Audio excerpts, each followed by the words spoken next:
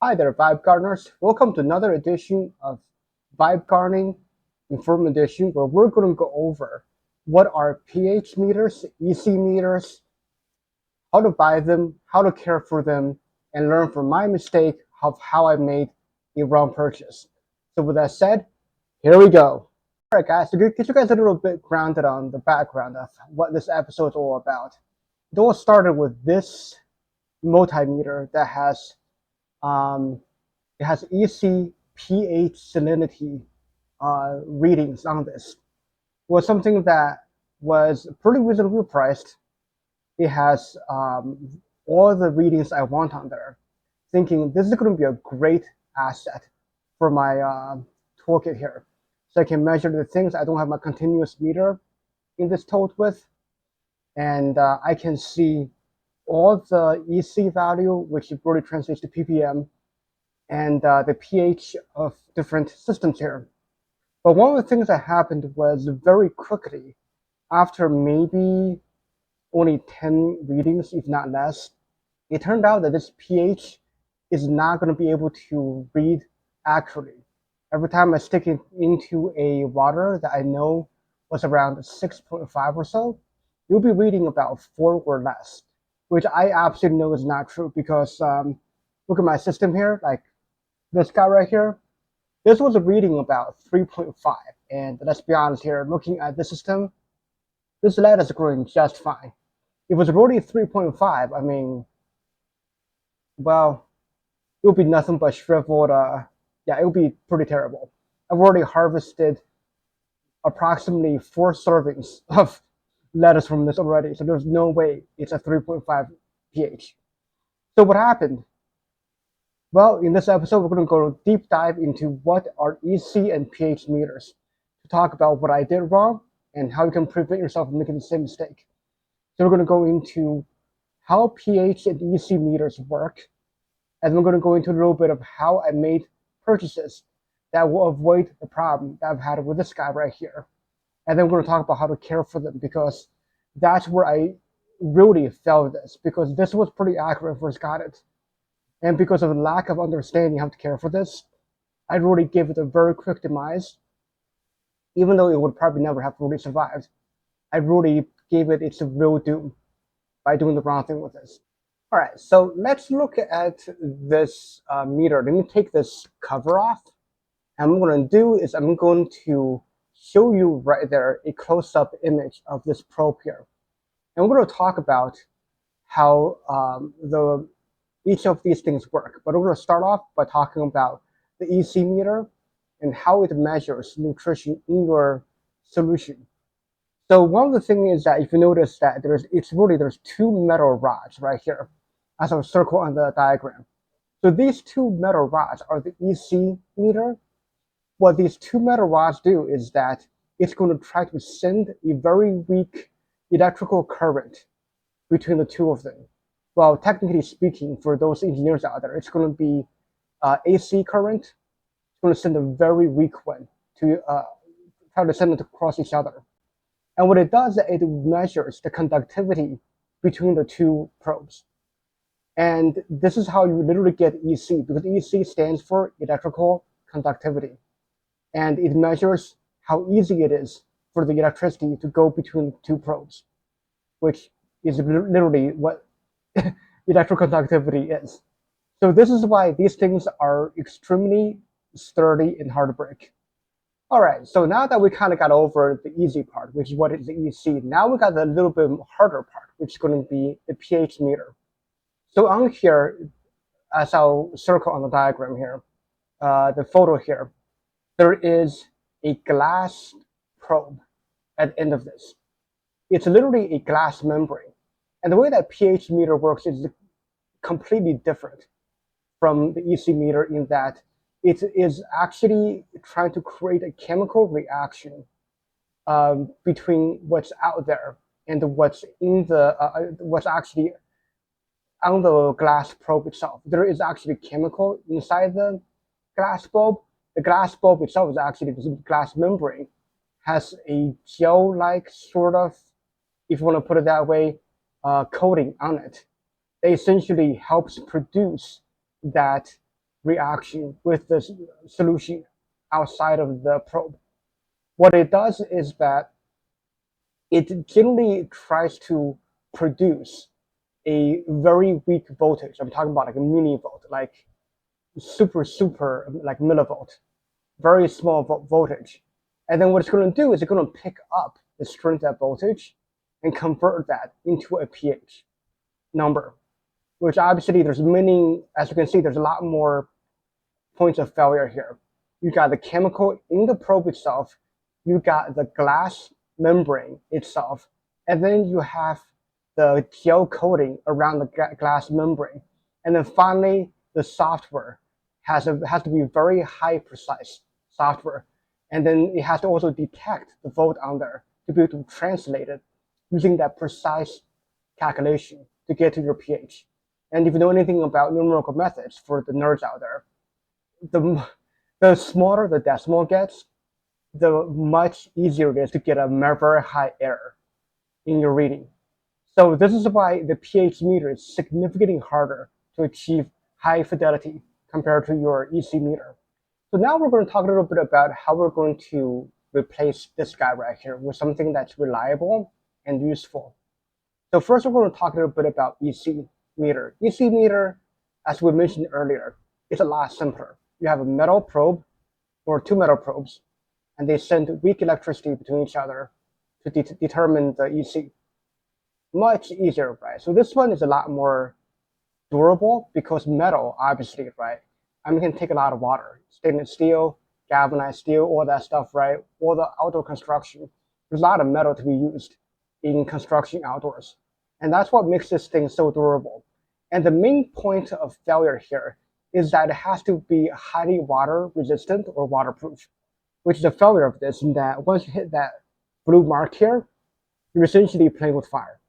And honestly, I don't know if the EC meter of this died yet, but honestly, it's really hard to stir the solution with this probe when the probe is so short. So one of the things I got here that really solved the problem is this truncheon style EC meter. It's very tall. As you can see, the submerging line is all the way up here. I got this massive stick here. I don't even know exactly how long it is. I'll link this below for you to look at. This is not exactly expensive. It's only like in early 2026, it's only about like maybe $20 to $30 for one of these things. And it honestly doesn't have to be exactly a main brand or anything special. It just has to work right away. And there's a lot of calibration fluid you can use. Honestly, it's probably not going to go way off whack for quite a while because of the way it's made. As long as you don't get the electronic wet, like I said. So you can basically take those sanity checks to see if it really reads the kind of EC that you're expecting.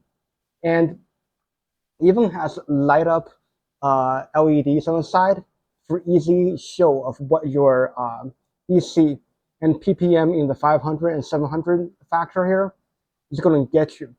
So this is what I personally recommend, in that it'll basically keep the water off, and it'll actually be able to use it both as stirring stick and the EC meter, which is going to be the most common use case that I've found in my working with hydroponics equipment. So I highly recommend this to replace this guy right here, which has literally, I mean, let's see here, guys, really, like, that's, yeah, no comparison, right? So the next item we're going to talk about with purchasing is going to be our pH meters. pH meter is a whole different story. One of the things with this I failed to mention is that device like this offers recalibration to try to get it more true with internal hardware with the calculation. Now, the thing that you have to remember is that, remember how I said there was going to be chemicals inside of the glass probe? And then there's also going to, the glass membrane itself will get damaged, right? And then there's that gel that eventually will dry out and basically be ineffective. So there's a lot of points of failures here. And one of the things that happens is that the pH probe is essentially disposable. You have to really take pH meter as that, because of all the different aspect of it that's basically eventually going to fade. Like the chemical is going to get weaker in that glass membrane. The glass membrane itself will eventually get damaged, especially if you don't care for it properly. So it's going to basically deteriorate through time. And what recalibration does is that recalibration is teaching the algorithm in the reader itself of how much the actual device, the chemical, the glass membrane of the stuff, how much has actually drifted from what it's been true to itself.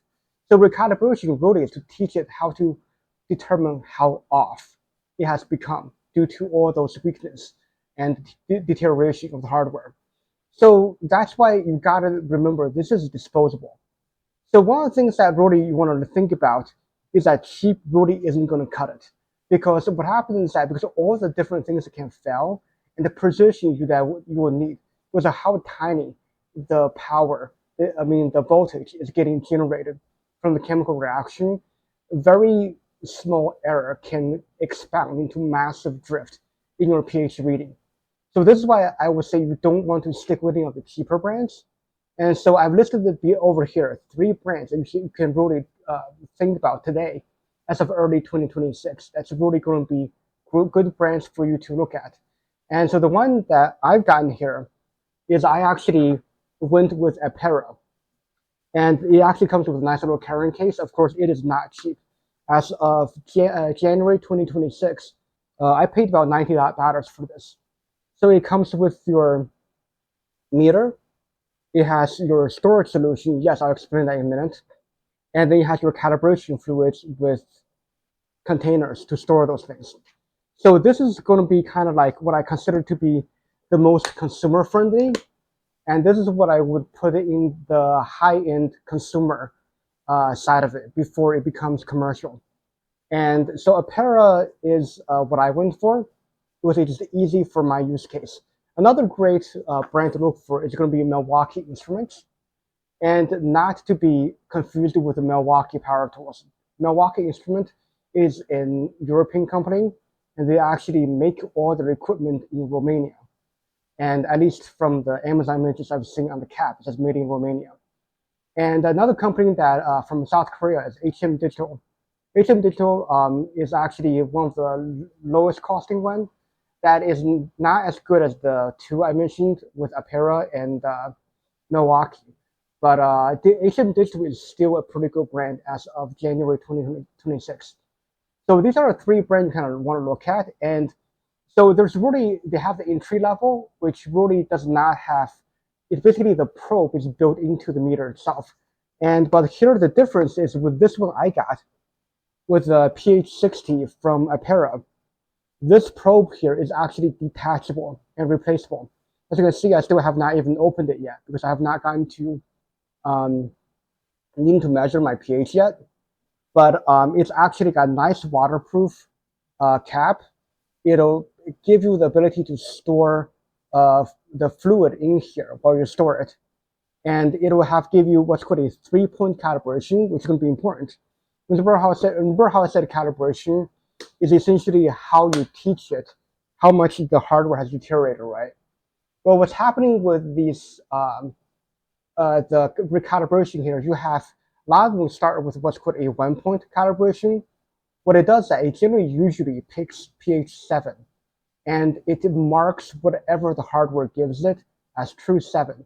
As you drift away from 7, the further away it gets, the more error you're going to get. So some of the better ones will give you what's called a 3-point calibration, which will basically pick usually 4, 7, and like 9 or 10, whatever. I'm not really sure what the high end is. But it's going to give you 3 pH to calibrate against, so that you're going to have a more accurate 3 points of true accuracy. And therefore, you never have this massive dip off as you get away from the calibration point. And so that's why when you buy these things, you want to make sure it's at least a 3-point calibration. And it's that way, especially, the exception to that is if that 1-point calibration is exactly where you always want it to be. So for example, for a lot of my stuff, I need 6.5. If that 1-point calibration is going to be 6.5, then I'm probably goaded. But for a lot of us, that's not the place it wants to be.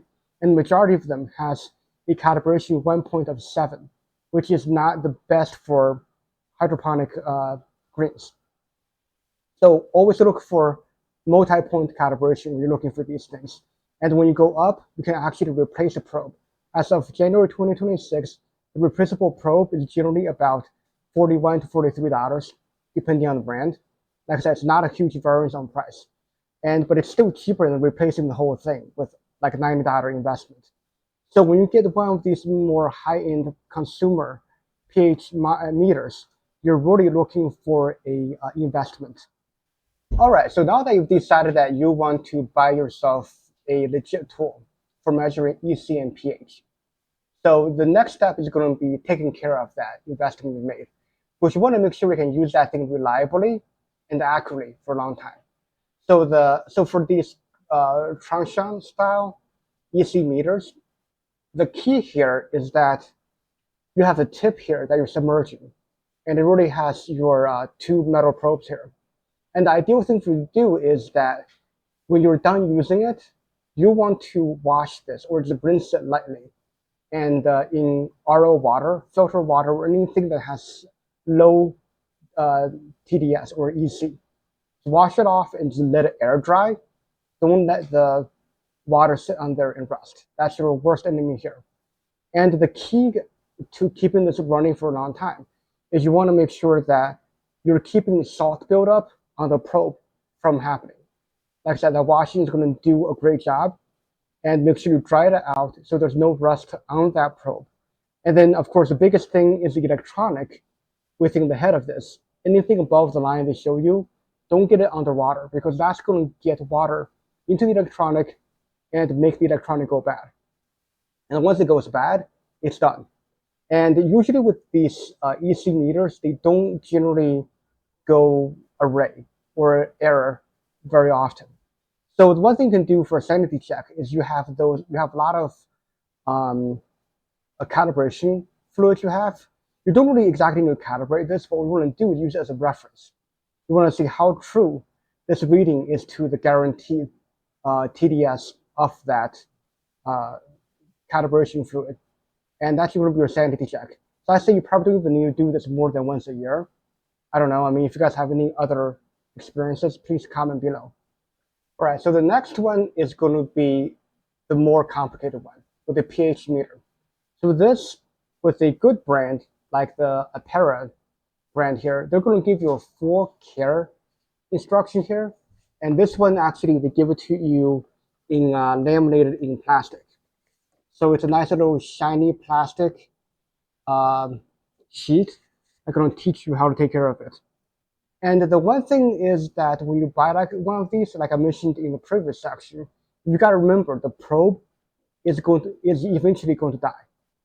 You can't keep that from happening. No matter how little you use it, it's going to die. So keep in mind that at the very maximum, 2 to 3 years, it's going to die even if you don't use it.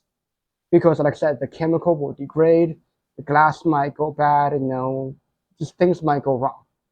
So it's going to have a full care package here for you, so you can understand how to care for it and try to hit that 2 to 3 year mark if you can. And one of the things that the cheaper brand that they didn't, like at least mine, I don't think mine told me, that you can see with this is that when you store this, the probe should always be wet. That's actually one of the biggest things to say here. So with the Apera, it actually tells me that here's a fluid they've given me that I can actually put in the cap, which by the way has actually a fill line here, like right here, where I can fill this too, and to store this. And this is going to keep it actually operating for a long time. And no, actually they say to not store it with distilled or RO water. I don't understand the chemistry behind it, but for maximum life, use the provided fluid they give you for storing the cap. So the other thing too is you want to sanity check the pH. So this basically, so here with the Apera, they give you 4, pH 4, 7, and 10.01. And the best thing you can do is you're going to use this every other day or every day. About once a week, you want to take the 7.0 calibration fluid. Instead of calibrating, what you want to do is you want to test the meter on the pH 7 and see how true it gets to the 7. And we start seeing drift, you can actually recalibrate. And something like Apera or the other 3 brands I mentioned earlier, they will actually hold up to recalibration as long as you take care of this kit here. And the main thing, like I said, is to absolutely take care of the glass membrane. That's the weakest point here with that gel over it. Just keep it, never let it dry up, and don't scratch that membrane, and keep it from any contact besides the fluid that you're going to be testing your pH on, and that's going to keep it from dying early.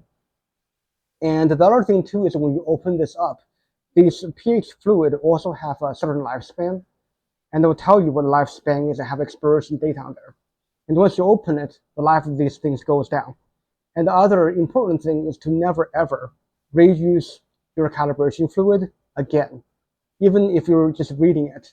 Because once you pour it in and you dip it, you're contaminating it. It's also getting oxidizing more, which is going to actually decrease the viability and the accuracy of this liquid. So it's a one-use liquid, and make sure that you read the expiration date on that liquid and just basically trash it when you're done with it. So that's the best way for you to make sure that you're keeping your pH meter from dying early. All right, guys, so that's a little bit about my journey of trying to get myself a brand new EC and pH meter. And I hope that tells you a little bit of something about how those 2 products work and give you an idea of how to purchase something that's going to work for you. So hopefully you've taken something valuable away from this episode. So leave your comment below on what you've done yourself that might be a little different and how I might be doing something wrong. And please subscribe if you haven't. It helps the channel quite a bit. So with that said, keep gardening and keep vibing. Let's go.